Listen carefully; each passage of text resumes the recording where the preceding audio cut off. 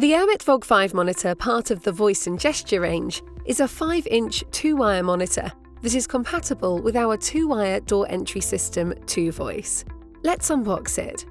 When first opening the box, you'll see both the quick start and gesture command user guides, as well as an installation manual. Remove the packaging and take out the VOG5 monitor. You'll see it has a 5-inch display and buttonless, touch-sensitive controls.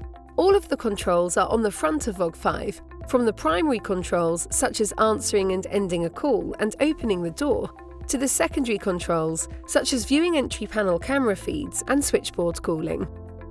VOG5 even has 2 additional programmable buttons for custom functionality. On the side of VOG5, you'll find raised reference notches for the visually impaired, and on the bottom, you'll find the speaker with the microphone and IR sensor, which is used for gesture control, located on the top. Around the back of VOG5, you'll find the dip switches and the removable wall mounting bracket. Heading back into the box, you'll see fixing screws and a connector which provides additional functionality. And that's it. For more information, visit the Urmet website. Don't forget to subscribe and hit the bell button.